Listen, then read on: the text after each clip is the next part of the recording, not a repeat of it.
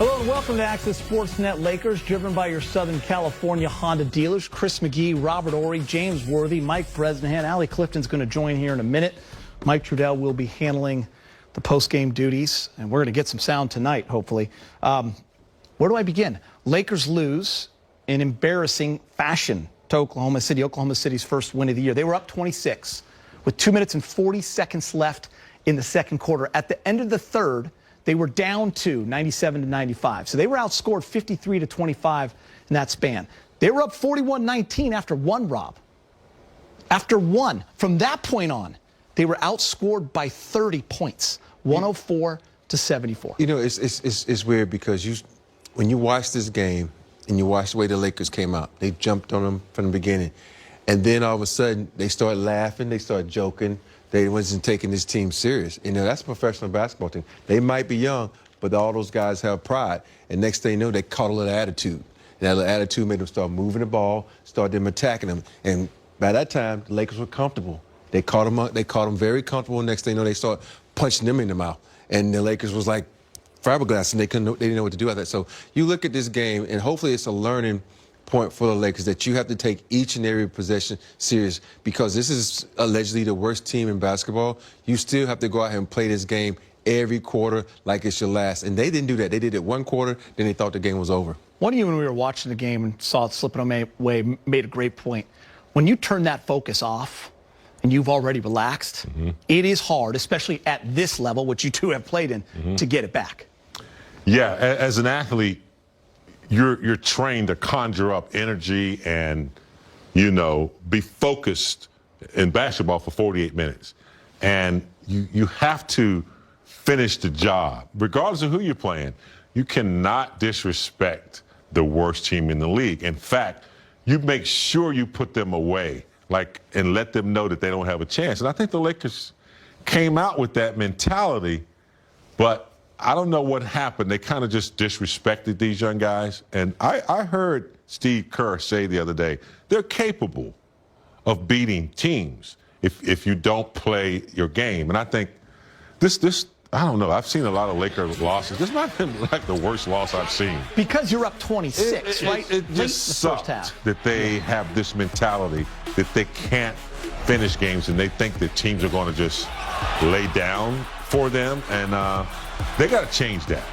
This was really ugly. I don't have a whole lot to say. I'd put them on Greyhound and let them drive back to L.A. and think about it, because you cannot perform like that. You can't be a Laker and play like they did tonight. There's a lot of details, a lot of stuff, stats and all that, but that's a mindset, and they don't have it yet. And if they don't change some, and I know it's early in the season, people say they're going to get it together, but this wasn't one of those games. They should have won this game, and it's just the disrespect that they showed for Oklahoma by not being professional and finishing the job it's not Laker style. It's, you know, they got to figure out.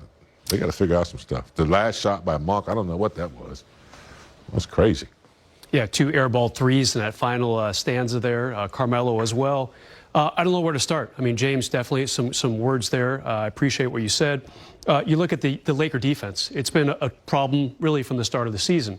This team was averaging 94.5 points a game.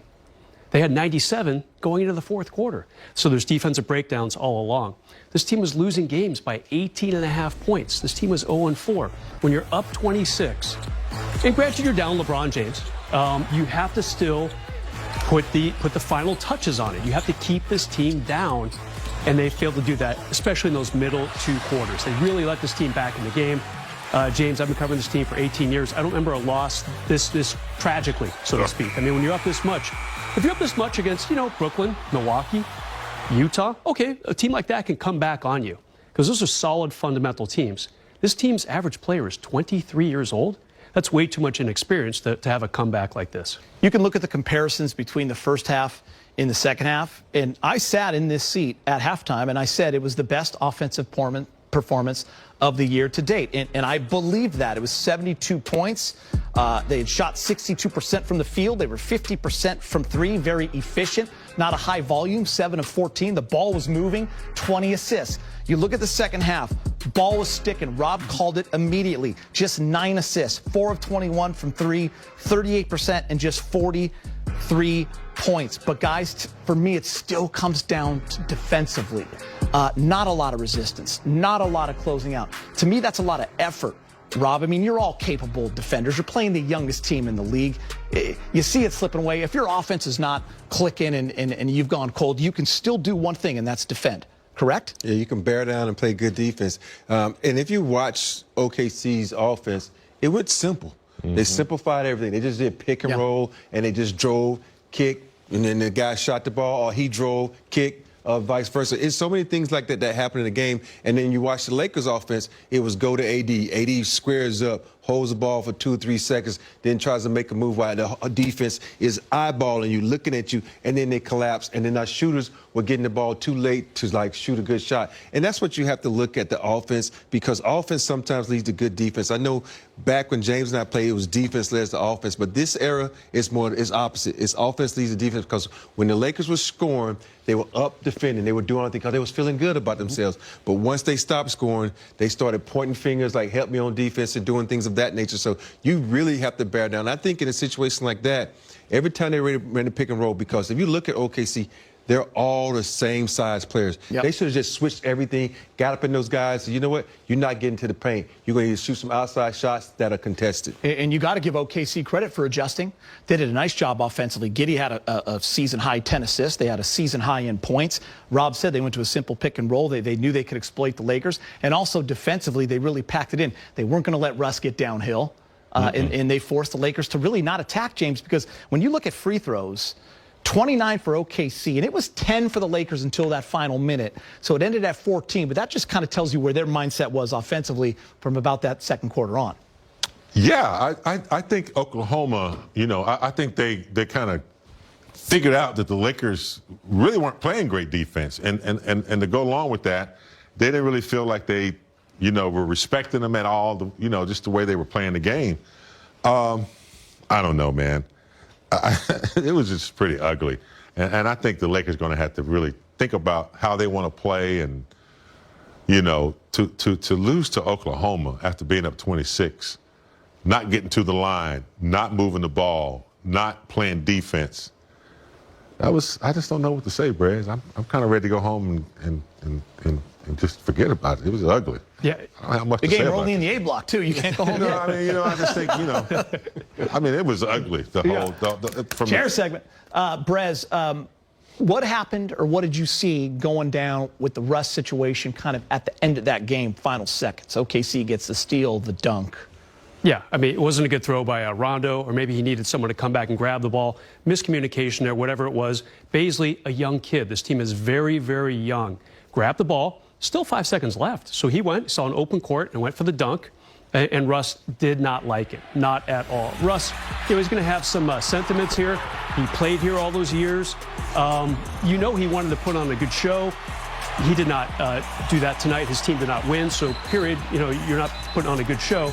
And that's a tough way to end it for Russ and the Lakers. I'm sure he'll look back at that and say, you know, it's a young team. Baisley, I don't know how old he is. I feel like he's been in the league 2 or 3 years, 22, 23 maybe. We're not talking about like a seasoned vet who made that move, but consider the source. It's a very youthful team. Man, Well, I would have tomahawked that dunk first win at home against the Lakers. I would have gone in there and tomahawked that thing just like he did. But yeah, you know, you don't get frustrated for someone doing that after you blow a 26-point lead. You don't get frustrated at something that Oklahoma did. I mean, the guy just stole the ball. You know, he didn't want to dribble it out. I don't blame him for that. But I think what I saw was frustration on Russ's part for losing the game, and him coming back to where, you know, he played and blowing that lead. That's what I saw. Yeah, it's frustrating when you make that comeback to a place you spent so many years and did so many great things there. And, you know, Russ, I can understand what Russ was doing, but still, Russ, don't be mad at him. Be mad at the coaching staff, be mad at your teammates, be mad at the managers, be mad at everybody that's going to be on that Laker plane except for Stu. He was basically saying, though, young fella. Yeah, but you yeah, I know what he's saying, but still, you got to understand, though, I guarantee you Russ would have did it too. Because when you beat the Los Angeles Lakers, when you're a team that says you're not even supposed to win a game this year, and you come up, you down that many points, you come roaring back, you want to put an exclamation point on that game. And I'm not mad at young fella for doing it because Russ, like I said, should only be mad at everybody on that plane because they had that game won, but because they took OKC lightly and didn't come out and play as hard as they could and thought it was going to be a cakewalk, they're going home with an L. And that's what he's mad at. The young kid just reacting. You know, I'm sure as he gets older, he might think, well, maybe I'll dribble it out, but he's just reacting. He's at home. Yeah, don't be mad at him. I'm happy for him. As Stu said late in the broadcast to Billy, I think he hit it on the head. He said, they only have themselves to blame. All right, let's get you to the highlights. We take you out.